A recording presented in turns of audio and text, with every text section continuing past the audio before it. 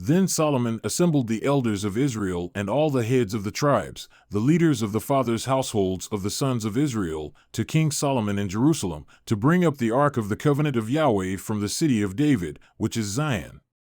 And all the men of Israel assembled themselves to King Solomon at the feast, in the month Ethanim, which is the 7th month.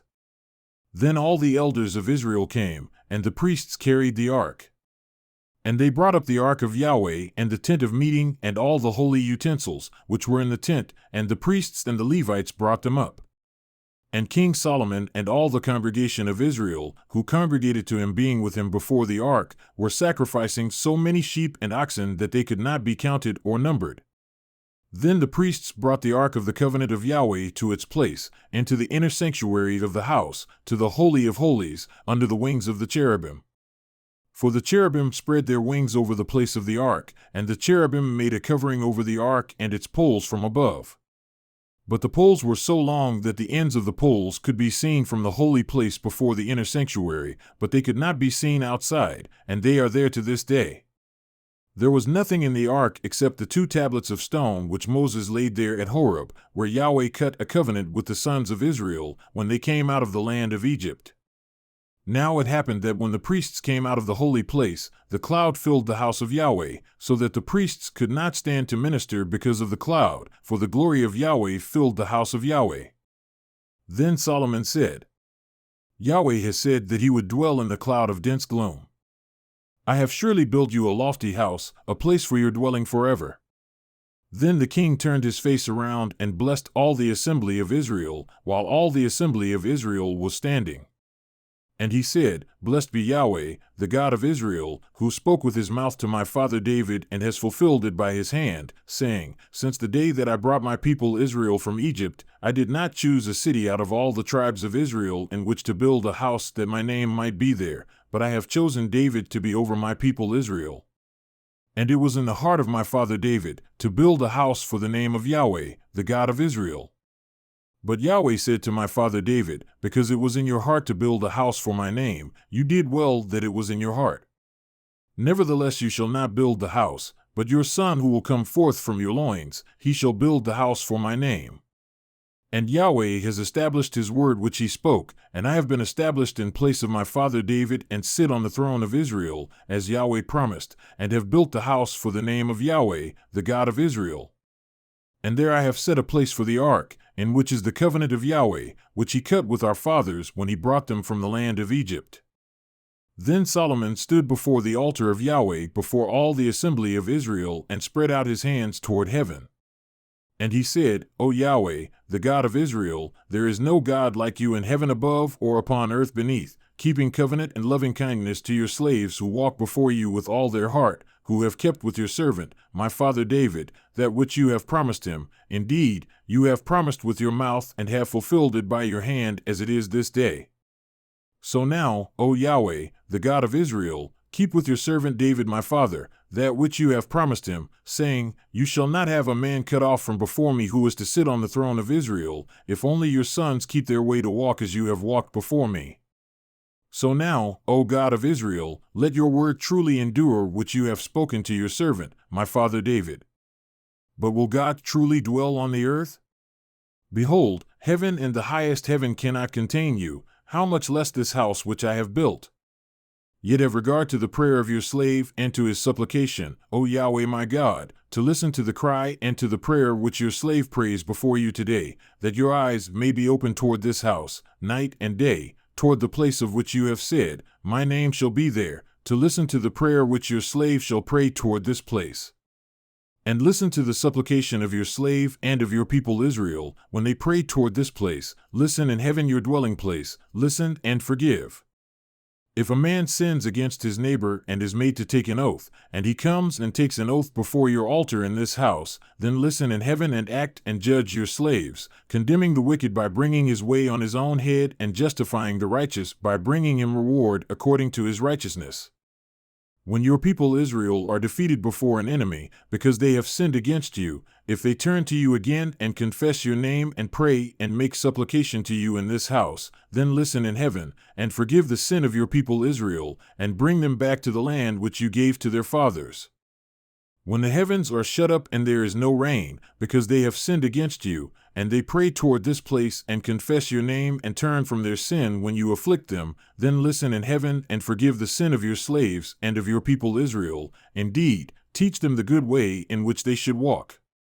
And give rain on your land, which you have given to your people for an inheritance. If there is famine in the land, if there is pestilence, if there is scorching wind or mildew, locust or grasshopper, if their enemy besieges them in the land of their cities, whatever plague, whatever sickness there is, whatever prayer or supplication is made by any man or by all your people Israel, each of whom knows the affliction of his own heart, and spreads his hands toward this house. Then listen in heaven your dwelling place, and forgive, and act, and give to each according to all his ways, whose heart you know, for you alone know the hearts of all the sons of men, that they may fear you all the days that they live upon the face of the land which you have given to our fathers. Also concerning the foreigner who is not of your people Israel, if he comes from a far country for your name's sake, for they will hear of your great name and your strong hand, and of your outstretched arm. So if he comes and prays toward this house, listen in heaven your dwelling place, and do according to all for which the foreigner calls to you, in order that all the peoples of the earth may know your name to fear you, as do your people Israel, and to know that your name is called upon this house which I have built. When your people go out to battle against their enemy, by whatever way you shall send them, and they pray to Yahweh toward the city which you have chosen and the house which I have built for your name, then listen in heaven to their prayer and their supplication, and do justice. When they sin against you, for there is no man who does not sin, and you are angry with them and give them over to an enemy, so that they take them away, captive to the land of the enemy, far off or near, and if they cause these things to return to their heart in the land where they have been taken captive, and return and make supplication to you in the land of those who have taken them captive, saying, We have sinned and have committed iniquity, we have acted wickedly.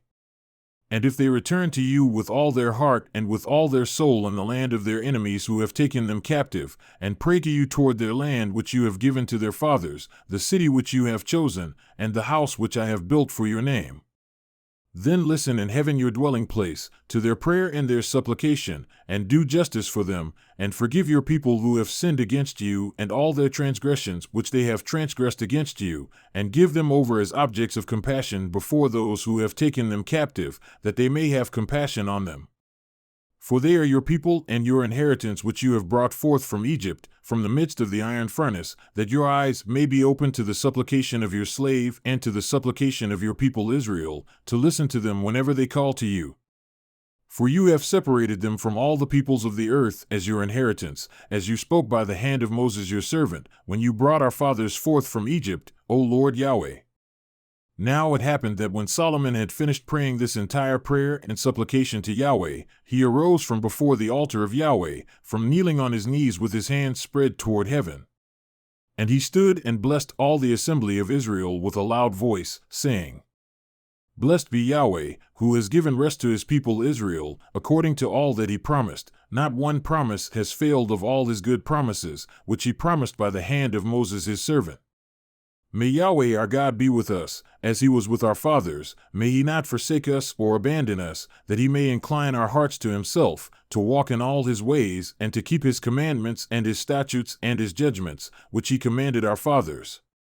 And may these words of mine, with which I have made supplication before Yahweh, be near to Yahweh our God, day and night, that he may do justice for his slave and justice for his people Israel, as each day requires, so that all the peoples of the earth may know that Yahweh is God, there is no one else.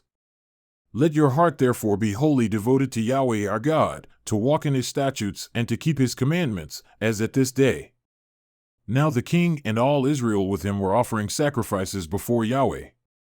And Solomon offered for the sacrifice of peace offerings, which he offered to Yahweh, 22,000 oxen and 120,000 sheep. So the king and all the sons of Israel dedicated the house of Yahweh. On the same day, the king set apart as holy the middle of the court that was before the house of Yahweh, because there he offered the burnt offering and the grain offering and the fat of the peace offerings, for the bronze altar that was before Yahweh was too small to hold the burnt offering and the grain offering and the fat of the peace offerings. So Solomon celebrated the feast at that time, and all Israel with him, a great assembly from Lebo-hamath to the brook of Egypt, before Yahweh our God, for 7 days and 7 more days, even 14 days. On the 8th day he sent the people away, and they blessed the king. Then they went to their tents with gladness and goodness of heart, because of all the goodness that Yahweh had shown to David his servant and to Israel his people.